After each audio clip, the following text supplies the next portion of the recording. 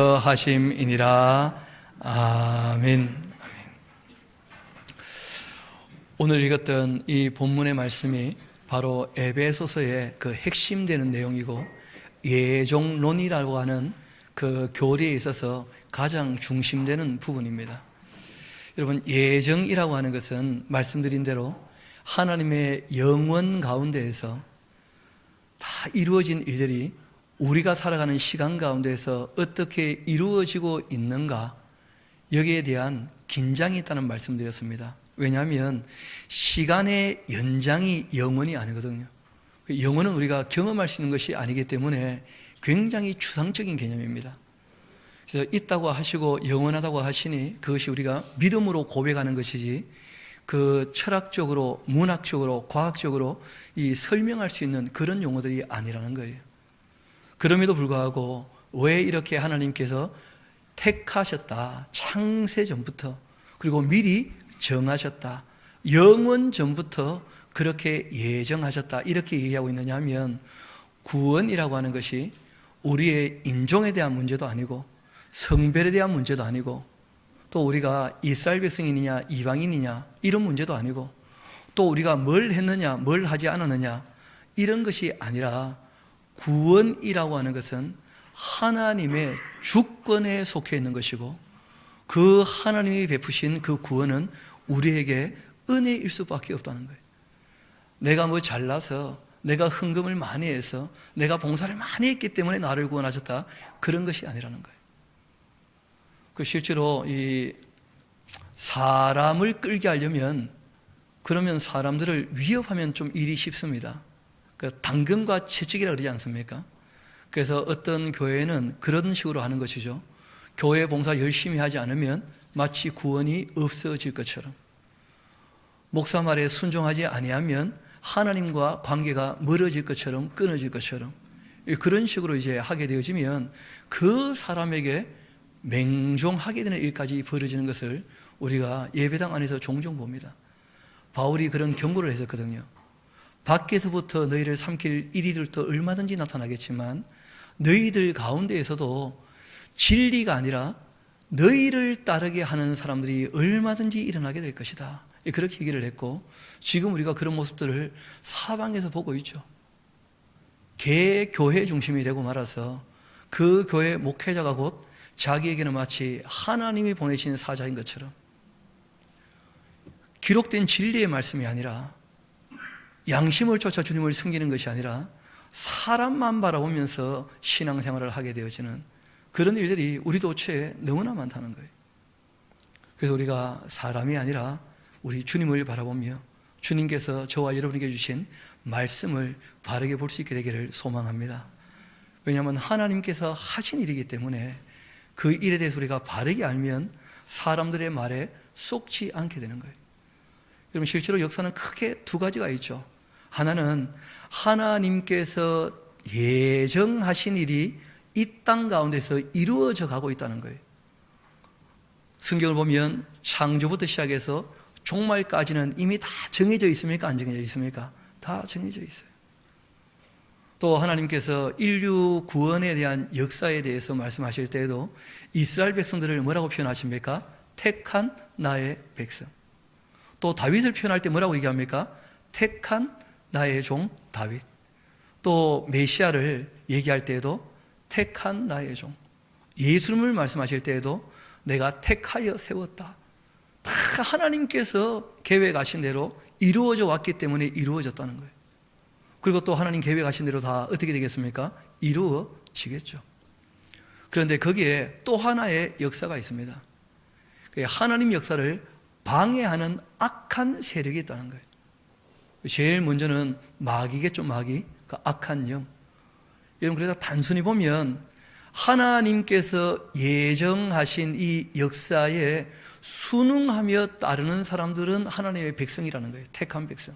왜냐하면 하나님이 정하신 것이니까 그걸 따르느냐 따르지 않느냐를 보면 쉽게 알 수 있다는 거예요. 그래서 우리가 그 내용을 따르기 위하여 하나님께서 우리에게 미리 말씀하신 내용들과, 그리고 우리가 이 땅에서 어떻게 살지를 말씀하신 그 말씀을 따르는 거예요. 하나님께서 미리 정하신 대로 우리가 정말 그 말씀을 듣고 따른다면 당연히 하나님의 백성들이죠. 그런데 하나님께서 말씀하신 내용에 대해서 반역하거나 반항하거나 배역하거나 반대한다면 그게 바로 악한 것이고 그게 죄악된 것이고 그런 사람은 결코 하나님의 백성이라 할 수 없다는 것이죠.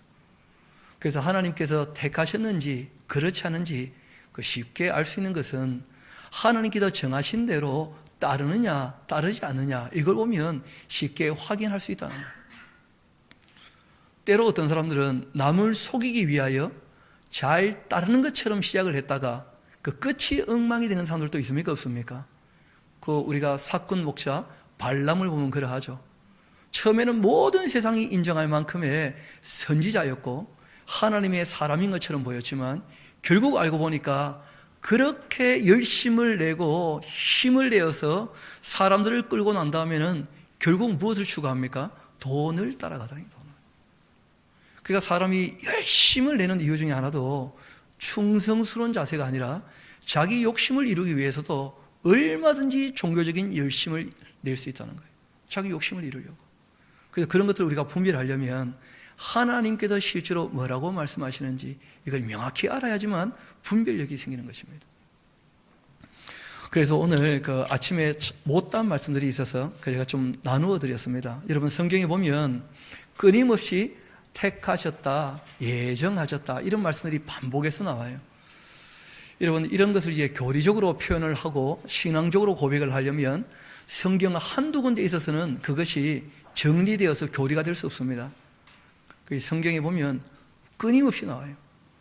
구약에 대해서는 말씀드린 것처럼 이스라엘 백성에 대해서 뭐라고 하신다고요? 택한 백성이다. 또 다윗에 대해서 뭐라고 하셔요? 내가 택하여 세웠다. 그리고 예수님에 대해서 뭐라고 말씀하십니까? 내가 택한 나의 사랑하는 나의 종을 봐라 하고 이제 예수님을 미리 다 소개하고 계시죠. 그리고 이제 그 예수님께서 신약에 오시는 것이죠. 실제로는 여인의 후손이 뱀의 머리를 밟아서 깨뜨릴 것이다. 악의 종말은 예수님으로 말미암아 여인의 후손으로 말미암아 있게 될 것이다. 그걸 미리 다 정하셨고 정하신 대로 이루어져 가고 있다는 거예요. 그래서 우리가 이 마태복음부터 시작해서 신약의 몇 군데를 좀 찾아보면 좋겠어서 여러분들에게 좀 나누어 드렸습니다. 여러분 이런 내용들은 어디 가서 정리하거나 읽기는 좀 어려울 겁니다. 왜냐하면 이 내용 다 정리하고 찾은 것은 제가 했거든요. 그러니까 남들은 없는 자료예요. 그러니까 이 중에 한 5-6개 정도씩 이렇게 뽑아 놓으셨더라고 보니까. 그래서 그렇게 하면 좀 너무 부족하고 실제로 찾아보면 훨씬 더 있을 겁니다. 그래서 이번 주에는 죄송합니다. 좀 여기저기 모임도 있고 또 만남도 있어가지고 제가 다 좀 더 시간을 들이지 못한 것은 좀 죄송한데 그래도 찾는 데까지는 좀 찾았으니까 함께 좀 살펴봅시다. 마태복음 22장을 보면 청함을 받는 자는 많되 택함 입은 자는 어떻다고요? 적다. 하나님 말씀을 듣는 사람은 많을 수 있다는 거예요. 듣는다고 다 따르느냐? 그렇지 않다는 거예요. 택함 입은 자들만 그 말씀을 따르게 되는 것이죠. 또 마태복음 24장을 보면 22절에 그날들을 감하지 아니하면 모든 육체가 구원을 얻지도 못할 것이나 그러나 택하신 자들을 위하여 그날을 어떻게 하실 거라고요? 감하실 것이다. 여러분 하나님께서 택하신 백성들 성령께서 인치신 사람이라 할지라도 사람이란 존재 자체는 약합니까? 약하지 않습니까? 약하죠. 그러니까 너무 큰 괴로움이나 고난이 닥치면 그러면 택함을 받았음에도 불구하고 마치 하나님을 배신하는 것처럼 그렇게 되는 수도 있을 수 있다는 거예요. 잠시겠지만 베드로도 몇 번 그랬잖아요. 그렇죠? 그리고 다시 돌아오고 그러지 않습니까? 그래서 말씀하신 것이 뭐냐면 택하신 자들을 위해서 고난의 날들을 어떻게 하시겠다고요? 감하실 것이다. 실제로 사람들이 하는 짓들을 봤을 때 하나님께서 마음 먹으신 대로 공의로 사람들을 대하셨다면 공의로만 그러면 남아있을 사람이 아무도 없죠. 그래서 하나님께서 사랑으로 은혜로 그 날들을 감해 주시고 대신 본인이 그 값을 치르시고 그렇게 하시는 거죠. 또 마태복음 24장 24절에 보면 거짓 그리스도들 또 거짓 선자들이 일어나 큰 표적도 보여주고 기사를 보여줄 거라는 거예요. 그렇게 해서 할 수만 있으면 택하신 자들까지도 뭐 할 거라고요? 미혹할 것이다. 끝까지 조심해야 돼. 끝까지. 또 그가 큰 나팔 소리와 함께 천사들을 보낼 텐데 그들이 그 택하신 자들을 하늘 이 끝에서 저 끝까지 사방에서 어떻게 하실 거라고요? 모을 것이라는 거예요. 그래서 우리가 이런 표현 하잖아요. 믿음으로 구원받는다. 들어보셨죠? 근데 순서를 보면 꼭 그렇게 되어 있지 않습니다. 택하신 자들만이 그 음성을 듣고 믿어지게 된다는 거예요. 그래서 택하신 자들을 부르시는 거예요. 요한복음 6장을 보면 이런 말씀이 있습니다. 예수님께서 오셔서 하신 말씀인데 아버지께서 내게 주시는 자는 다 내게로 올 것이다. 그러니까 예수님 말씀 듣기 이전에 아버지께서 주셔야지만 어떻게 하신다는 거예요? 예수님께로 올 수 있게 될 거라는 거예요. 미리 정하신 사람들이 있다는 거예요. 택하신 자들이. 그들을 아버지 하나님께서 예수님 말씀 듣게 보내신다는 거예요. 예수님 말씀은. 그래서 성경을 보면 오직 예수 그런 식으로 되어 있지 않고 아버지 하나님의 어디부터요? 택하심과 예전부터 모든 역사가 시작이 되는 거예요. 좀 더 봅시다. 내게 오는 자 나는 결코 쫓아내지 않겠다. 또 요한복음 6장 44절을 보면 나를 보내신 아버지께서 이끌지 아니하시면 아무도 내게 올 수 없다는 거예요. 예수님 무슨 말씀도 하기 전이었지 않습니까? 그래서 아버지께서 보내셨기 때문에 너희들이 나에게 오게 된 것이고 내 말을 듣게 되는 것이다. 그렇게 예수님 말씀하고 계시는 거예요. 오는 그를 내가 마지막 날에 다시 살릴 것이다. 또 이르시되 그러므로 전에 너희에게 말하기를 내 아버지께서 오게 하여 주지 아니하시면 누구든지 내게 올 수가 없다. 그렇게 말씀하셨어요. 또 요한복음 10장을 보면 이런 말씀이 있죠. 너희가 내 양이 아니므로 내 말을 듣고 있지만 믿지 않더라는 거예요. 보니까 예수님 말씀이. 그리고는 이런 말씀하셨죠. 내 양은 내 음성을 듣는다. 나는 그들을 알며 그들은 나를 따른다. 내가 그들에게 영생을 주노니 영원히 멸망하지 아니할 것이고 또 그들을 내 손에서 빼앗을 자가 없을 것이다. 그들을 주신 내 아버지는 만물보다 크시기 때문에 아무도 아버지 손에서 빼앗을 수가 없다. 그 아버지와 나는 하나다. 그렇게 말씀하신 거예요. 또 누가복음 22장 22절을 보면 예수님께서 십자가를 이렇게 말씀하시죠. 인자는 이미 무엇대로요? 작정한 대로. 하나님께서 택하신 사람도 있을 뿐 아니라 하나님께서 하나님의 백성들을 부르시려고 계획하신 예정하신 일들이 있었다는 거예요. 그 작정하신 대로 예수님은 십자가를 지러 가시는 거예요. 여러분, 가룟 유다가 팔았기 때문에 십자가에 달리신 게 아니에요. 예수님 말씀은 나는 하나님의 계획대로 그 일을 하게 되겠지만 그 일에 나를 팔아버린 그 사람은 예수님을 배신한 사람이라는 거예요. 그를 파는 그 사람에게는 화가 있을 것이다. 그런 말씀하셨어요. 사도행전 2장 23절을 보면 사도 중에서는 베드로가 제일 먼저 그 예정에 대한 표현들을 하는 것을 보게 되는데 그가 하나님께서 정하신 뜻과 미리 아신 대로 내준 바 되었다. 예수님 이야기를 다 알아들은 것이죠. 그래서 예수님은 아버지 하나님의 그 예정하신 대로 그런데 너희가 법 없는 자들의 손을 빌려 못 박아 죽였다. 그렇게 얘기합니다. 또 3장 20절을 보면 또 주께서 너희를 위하여 예정하셨던 아버지 하나님께서 우리를 아버지 하나님께 부르시려고 택한 백성들을 부르시려고 미리 정하신 대로 누구를 보내셨다는 거예요? 예수님을 보내셔서 죄값을 치르게 하셨다는 거예요.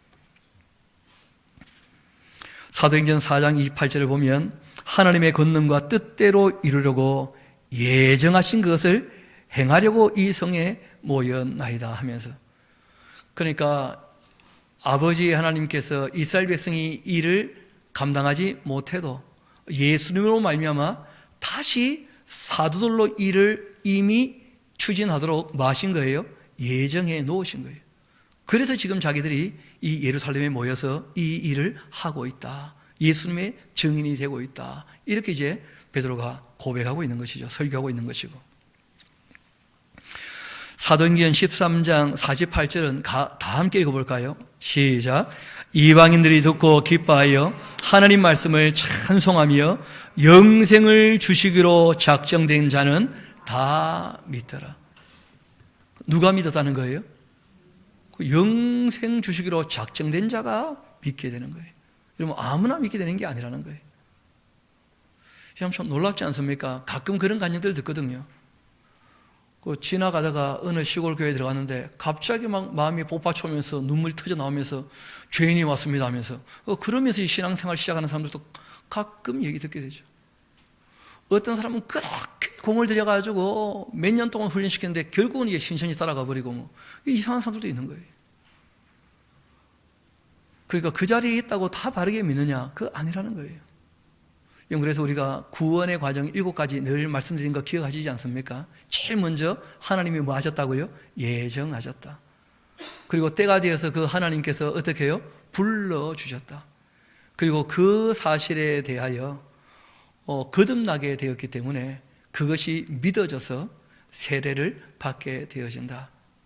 그런 사람들은 이제 영생 복락에 대한 하나님의 약속이 믿어지기 때문에 이 땅에서 영원한 하나님 나라의 집을 잘 짓기 위하여 성화의 삶을 살아가게 되어진다. 그게 이제 우리가 구원의 쭉 과정이라 얘기하지 않습니까? 그래서 예정과 소명과 중생과 그리고 믿음과 세례와 그리고 성화와 마침내 영화롭게 되는 이런 것을 우리가 구원의 과정이라고 얘기를 하죠. 영생 주시기로 작정된 자는 다 믿게 되었다. 그렇게 말씀하십니다. 사도행전 17장을 보게 되어지면 이는 정하신 사람으로 하여금 천하를 공의로 심판할 날을 어떻게 하셨다고요? 작정하셨다는 거예요. 아버지 하나님께서 그 아들을 구세주로도 보내셨지만 그 아들에게 권한을 주셔서 누가 되게 하셨다는 거예요? 심판주가 되게 하셨다. 이게 다 하나님이 미리 다 정해놓으신 거였다는 거예요. 그리고 정하신 대로 이때까지 다 이루어졌다면 앞으로도 하나님 정하신 대로 이루어지게 될 줄로 믿습니다. 그래서 반드시 심판은 있는 것이죠. 사도행전 18장을 보면 내가 너와 함께 있음에 어떤 사람도 너를 대적하여 해롭게 할 자가 없을 거다. 왜 내가 너를 고린도에 보내어서 복음을 전하게 하느냐 하면 이는 이 성중에 내 백성이 어떻기 때문에요? 많기 때문에. 전해보면 받아들이는 사람이 있다는 거예요. 택한 백성이라는 거예요. 데살로니가 전서를 보면 고린도에서 편지를 보낼 때 그 교회의 성도들을 이렇게 표현하죠. 바울이 하나님의 사랑하심을 받은 형제들 내가 너희를 택하심을 아노라. 왜냐하면 그 많은 고난과 박해가 있음에도 불구하고 그 어려운 것에서 하나님을 주인으로 섬기는 것을 보니까 누구라는 거예요? 택한 백성이라는 거예요. 내가 말할 때 오히려 유대인들은 나를 배척했는데 이방인인 너희들은 그 말씀을 받아들인 거 보니까 택함 받은 백성이 확실하다. 그렇게 바울이 얘기하죠. 또 데살로니가 후서 2장을 보면 주께서 사랑하시는 형제들아 우리가 항상 너희에 관하여 마땅히 하나님께 감사할 것은 하나님이 처음부터 너희를 어떻게 하셨다고요? 택하셨다. 그렇게 말씀하시는 거예요.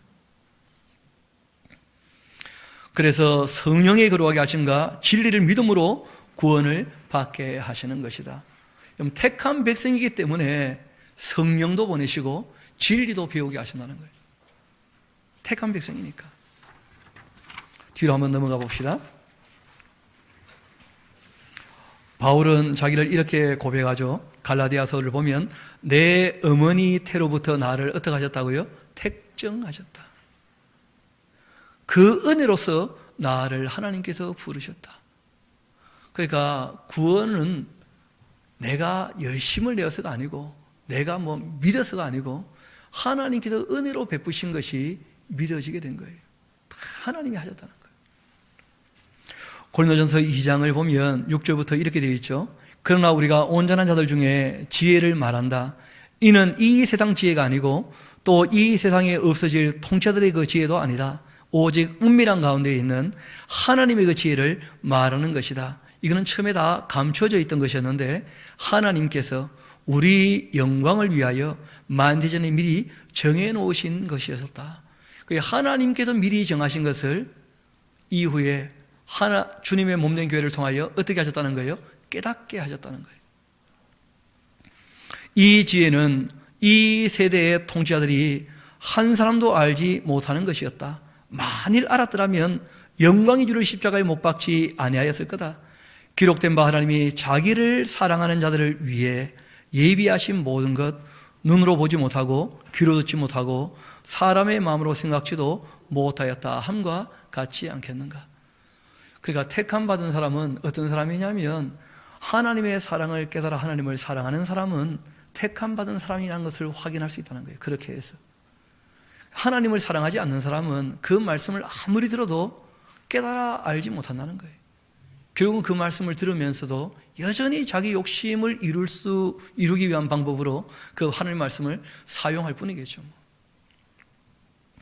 로마서를 보면 이렇게 말씀하십니다. 예수 그리스도의 종 바울은 사도로 부르심을 받았는데 하나님 복음을 위하여 택정함을 입었다 하면서 하나님이 미리 아신 자들을 또한 그 아들의 형상을 본받게 하기 위하여 미리 정하셨다. 그러니까 무엇 때문에 택하시고 예정하신 거예요? 그 아들의 형상을 본받게 하시려고. 예수님이야말로 참 사람이시거든요. 그래서 그 예수님을 본받으라는 거예요. 그로 많은 형제 중에 맏아들이 되게 하려 함이라.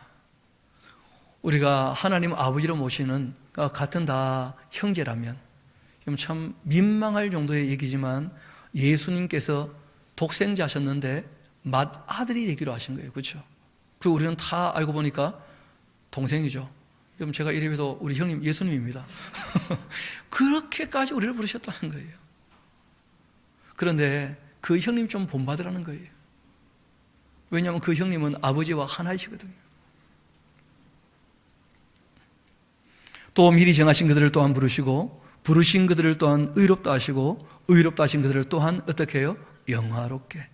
이렇게 이제 예정론에 대한 이 틀이 다 잡혀가서 오늘 우리가 살폈던 것처럼 그렇게 7가지의 신령한 모든 복을 다 말씀하시게 된 것이죠. 골로새서에 똑같이 말씀하십니다. 그러므로 너희는 하나님께서 택하신 거룩하고 사랑받는 자처럼 긍휼 자비 겸손 온유 오래 참음으로 옷 입어야 한다. 그 기쁘신 뜻대로 우리를 예정하셨다. 에베소 1장 9절을 보면 그리스도 안에서 때가 찬 경륜을 위하여 예정하신 것이었다.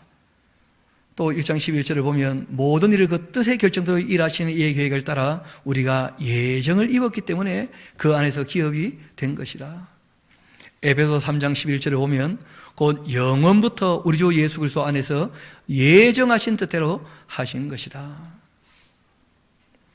또 디도서를 보면 바울이 목회자들에게 이런 얘기를 하죠. 하나님의 종이요 예수 그리스도의 사도인 나 바울이 사도된 것은 하나님께서 택하신 자들의 그 믿음을 돕고 경건함에 속한 진리의 지식을 가르치기 위하여. 하나님께서 택하신 사람들이기 때문에 진리를 배워야 된다는 거예요. 경건하게 살아야 된다는 것이죠. 하나님께서 택하신 사람들이니까. 디모데후서 2장을 보면 이렇게 되어 있습니다. 그러므로 내가 택함 받는 자들을 위하여 뭘 한다고요? 모든 것을 참는다. 이런 건 모든 것에다가 줄쳐 놓으십시오. 그리고 하나 적어 놓으십시오. 기분 나빠도. 우리는 기분 나쁜 것은 못 참아. 뭐 그럴 때 있잖아요. 그렇죠?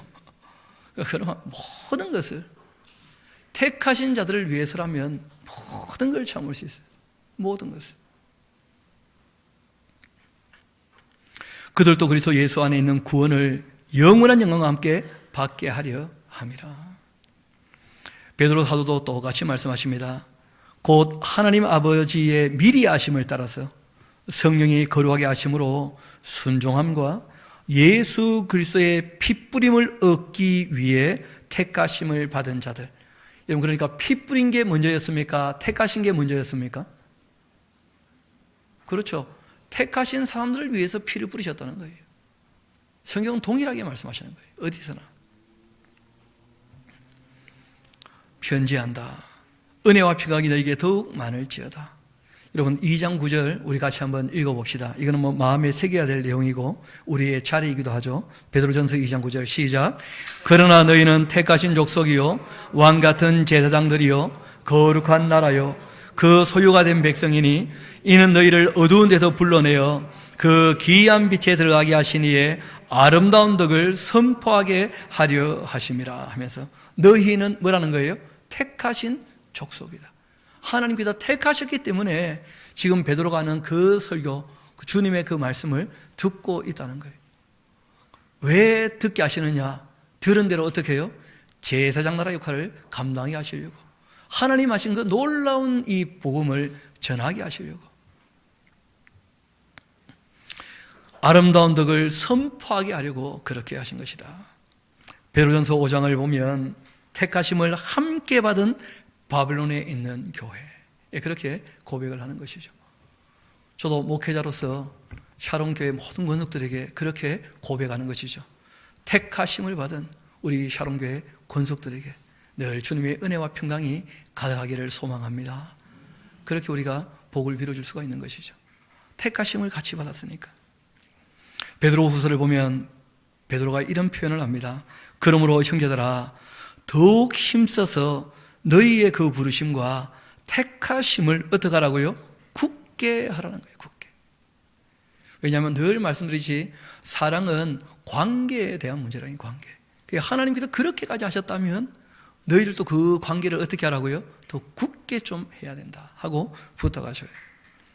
너희가 이것을 행한 즉 언제든지 실족하지 않게 될 것이다. 신앙생활하다가 실족하지 않으려면 하나님께서 예정하신 그 내용에 대해서 우리가 굳세게 하려고 애를 써야 돼요. 그래야지 신앙에서 실족하지 않습니다. 안 그러면 금방 실족하게 되죠. 요한 2서를 보면 요한 사도는 이렇게 얘기합니다. 장로인 나는 택하심을 받은 부녀와 그 자녀에게, 또 요한 2서 1장 13절을 보면 택하심을 받은 내 자매의 자녀들에게, 자녀들이 너에게 문안한다, 그렇게 말씀하셔요. 여러분 요한계시록 17장, 성경 제일 마지막 책이죠. 우리 한번 17장 14절 같이 읽어보도록 합시다. 시작. 그들이 어린 양과 더불어 싸우려니와 어린 양은 만주의 주시요 만왕의 왕이심으로 그들을 이기실 터이요 또 그와 함께 있는 자들 곧 부르심을 받고 택하심을 받은 진실한 자들도 이기리로다. 아멘. 그러니까 택하심을 받은 사람들의 가장 기본적인 자세가 뭐라는 거예요? 신실, 진실됨, 성실함, 신실하다는 게 신실해. 그래서 성경은 하나같이 우리에게 하나님께서 은혜로 구원을 베푸셨기 때문에 그 구원을 받아들이는 사람들은 택하심을 받은 사람들만 받아들이게 될 것이다 하고 이렇게 말씀하신 거예요. 우리 한번 에베소 2장 말씀 같이 한번 차근차근 살펴봅시다.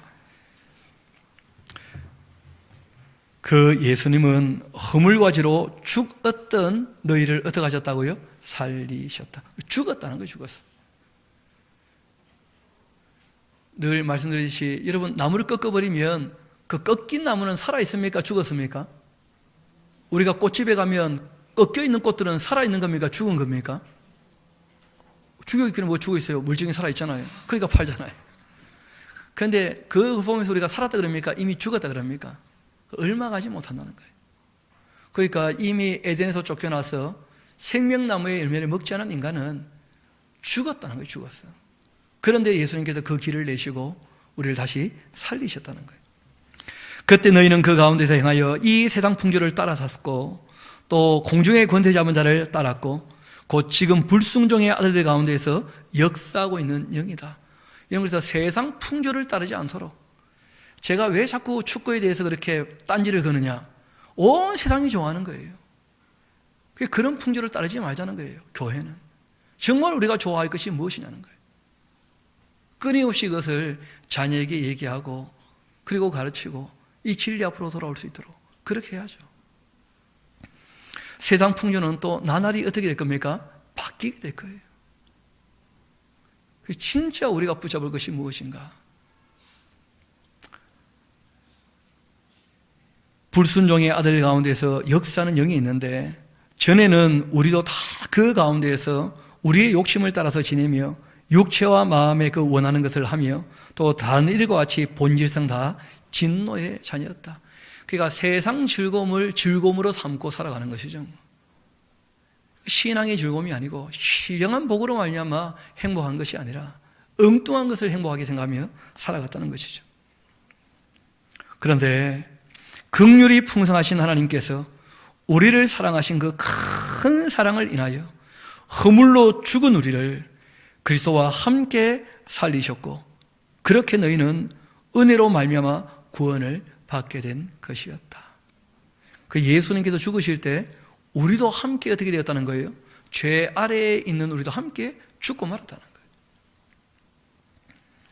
또 그와 함께 일으키사 그리스도 예수 안에서 함께 하늘에 앉히실 겁니까? 앉으셨다고 되어 있습니까?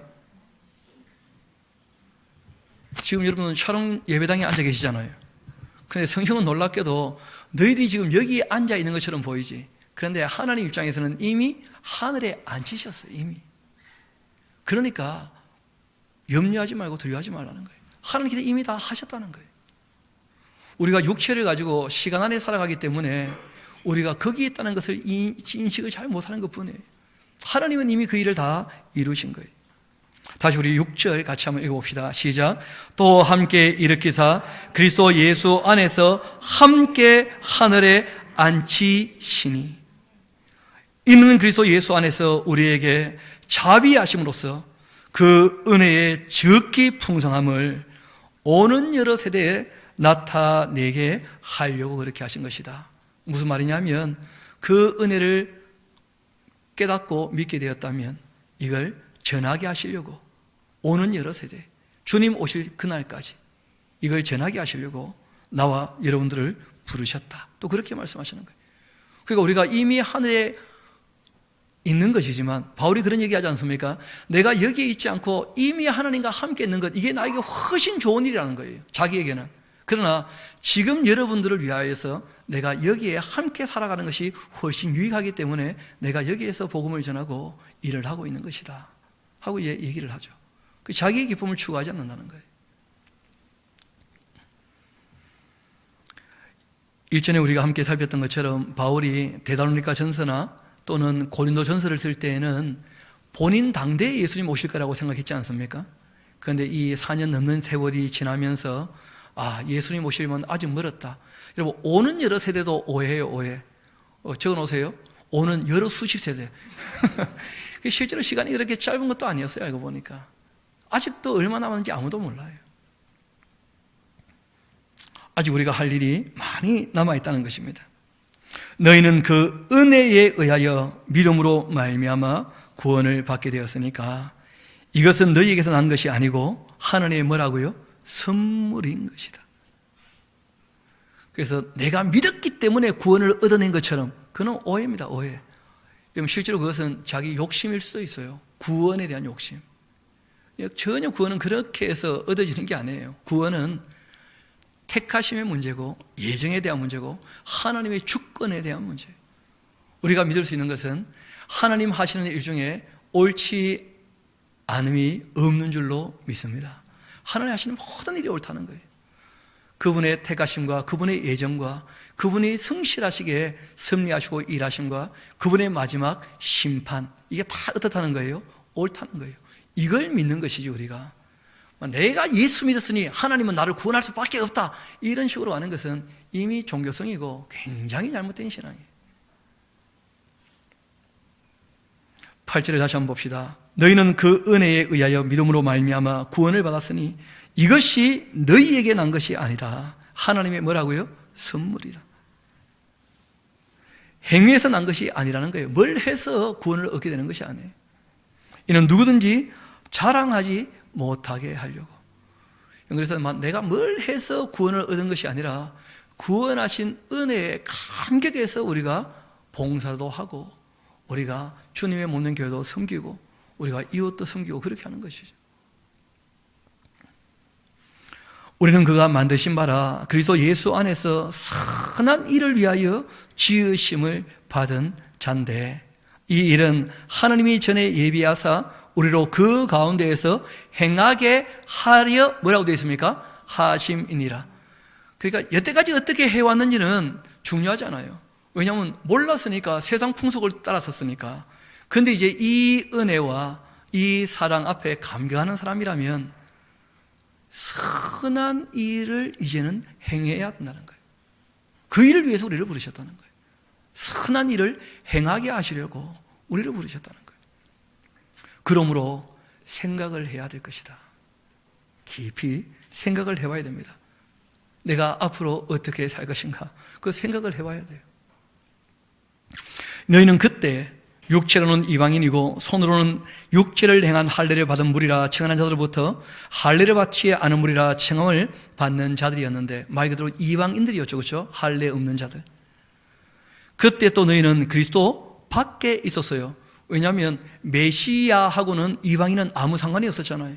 메시아에 대한 예언은 이스라엘 백성들에게 했던 예언이었으니까요. 또 이스라엘 나라 밖의 사람들이었는데 약속의 언약들에 대해서도 뭐였다고요? 외인이었어요. 그 옛 언약이나 새 언약이나 다 누구와 맺은 약속이었습니까? 그렇죠. 이스라엘과 맺은 약속이었잖아요. 세상에서 소망도 없어요. 하나님도 없는 자였다는 거예요. 그러니까 실제로 죄송한 얘기지만 저도 여러분도 세상에서 요즘에 잘 나갑니까? 고만고만합니까? 아주 잘 나가시는 분들 좀 저를 만납시다. 실제로 그렇잖아요. 우리가 세상에 대단한 소망이 있는 것처럼 보이지 않지 않습니까?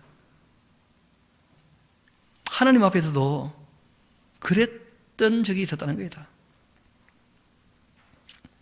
이제는 전에 멀리 있던 너희가 그리스도 예수 안에서 그리스도의 그 피로 가까워지게 되었다.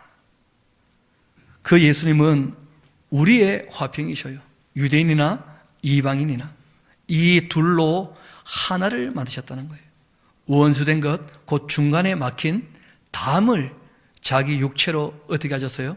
헐어버리셨어요. 여러분, 사람들은 담을 이렇게 쌓는 걸 참 좋아하는 것 같아요. 그렇죠?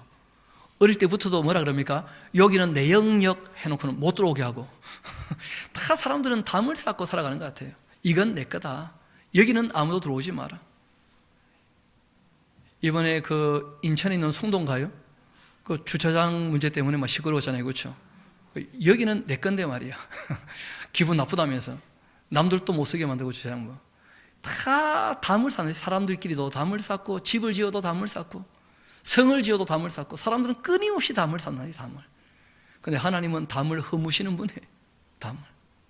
사람들은 왜 담을 쌓느냐 하면 죄를 지었으니까 숨고 피하고 도망가고 싶어서 누가 자기를 못 봤으면 좋겠어 그냥. 그러니까 자꾸 담을 쌓는 거예요, 담을. 그런데 예수님은 그 담을 어떻게 하시는 분이에요? 다 하시는 분이에요. 왜냐하면 진리는 우리를 자유케 하고 사랑은 우리를 만족케 하니까. 그러니까 다 담을 허시는 거예요. 그는 우리의 화평이신지라 둘로 하나를 만드사 원수된 것 곧 중간에 막힌 담을 자기 육체로 헐어버리시고 법조문으로 되었던 계명의 율법을 폐하셨다. 왜냐하면 율법에는 이방인들을 받아들이라고 되어 있습니까? 받아들이지 말라고 되어 있습니까? 그걸 예수님께서 폐하셨다는 거예요. 그러니까 법조문의 내용이 앞에 나오지 않습니까? 이방인과 유대인을 어떻게 해요? 차별 없이 부르신다. 그 막힌 담을 헐어버리셨다. 그래서 율법의 그 이방인에 대해서 한시적으로 잠시 쓰인 것이죠. 원래는 제사장 나라로 부르셨지 않습니까? 그러니까 이방인들에게 원래 복음을 전해야 됩니까? 안 전해야 됩니까? 전해야 되죠. 그러기 위하여 먼저 너희들이 뭘 하라는 거예요? 훈련을 해야 되니까.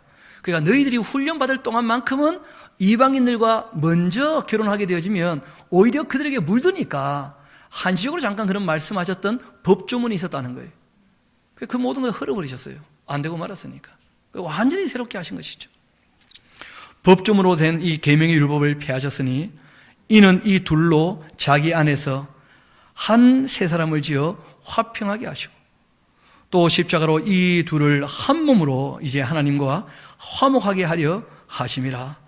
원수되었던 것을 십자가로 소멸하셨다. 그 이방인과 유대인들이 원래는 원수였는데, 또 하나님과 이방인들은 다 원수였는데, 예수님께서 그 모든 담을 다 헐어버리셨죠. 화목케 하시고 하나님께 나아갈 수 있게 하셨다는 거예요.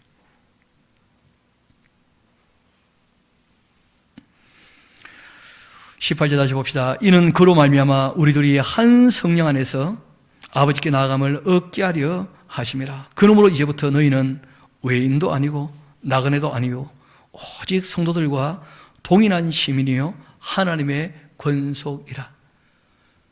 저와 여러분이 하나님의 권속임에 대하여 믿으시면 아멘 하시기 바랍니다.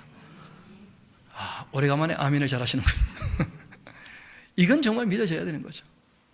하나님의 권한에 속한 사람이라는, 하나님께서 택하셨기 때문에, 하나님께서 예정하셨기 때문에, 그 아들을 핏값을 주고 사셨기 때문에 우리가 그 권한에 속해 있는 존재라는 거예요.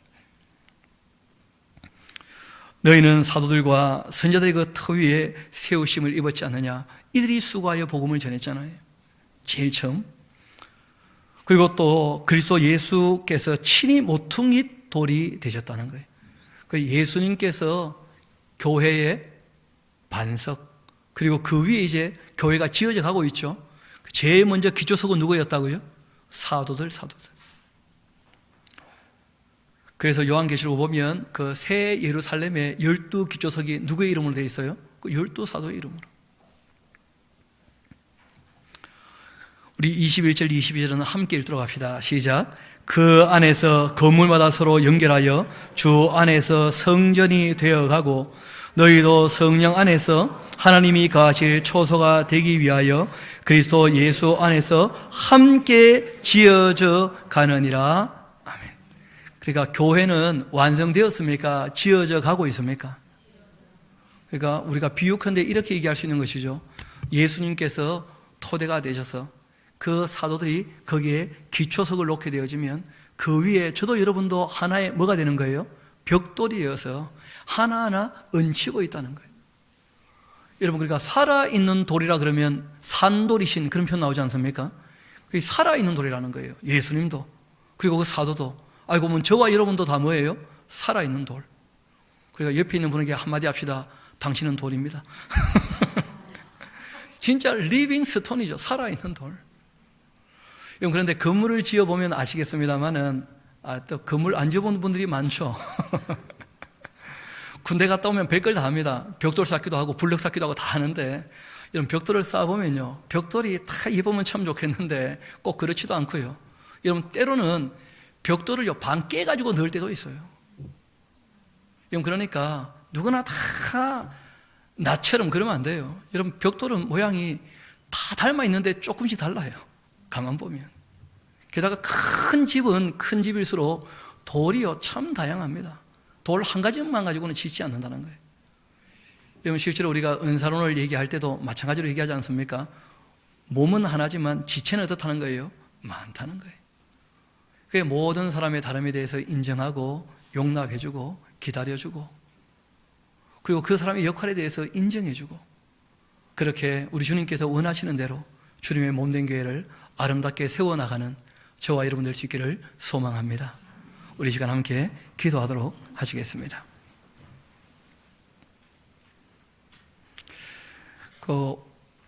오래간만에 이렇게 하십시다. 한 1, 2분 정도 여러분들 조용히 침묵으로 내가 주님의 몸된 교회에서 정말 내가 어떤 위치에서 어떤 역할을 해야 될 것인가, 그걸 마음에 새기고 주님 앞에 도움을 바라고 주님 앞에 고백하며 그 일을 할 수 있는 사람이 될 수 있기를, 그렇게 여러분들 먼저 주님의 뜻을 따라 자신의 역할과 또 자신의 그 사명과 자신의 자리에 대해서 이 시간 침묵으로 조용히 마음을 정리하시며 기도하시며 그렇게 자리매김할 수 있으면 좋겠습니다. 한 1, 2분 정도 그렇게 여러분들 정리하신 연후에 제가 마무리 기도하도록 하겠습니다.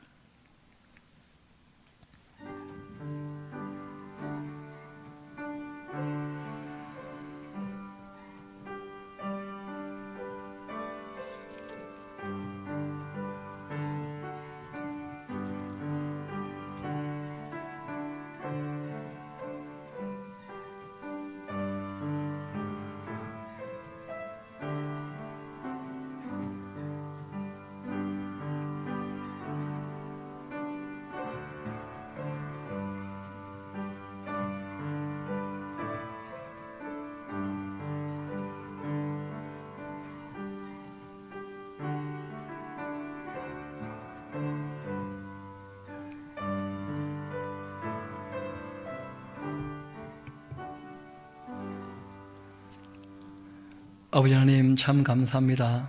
저희들 이 시간 주님께서 불러주신 대로 정말 이 교회 공동체를 위하여 우리의 자리가 어디에 있는지 다시 한번 마음에 정리하며 주님 앞에서 자리매김을 하게 되었습니다.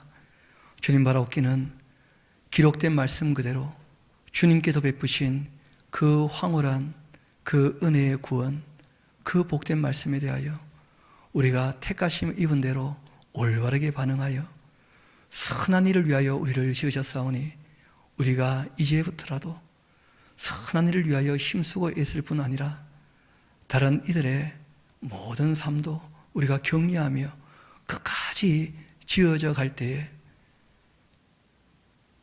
주님께서 원하시는 대로 아름답게 이 교회가 잘 지어져 갈 수 있게 주님 끝까지 이끌어 주시기를 소망합니다. 모든 것을 주님께 의탁합니다. 또한 감사드립니다. 우리의 구주가 되시는 예수님 이름으로 기도합니다. 아멘. 우리 함께 찬송가 212장 같이 부르도록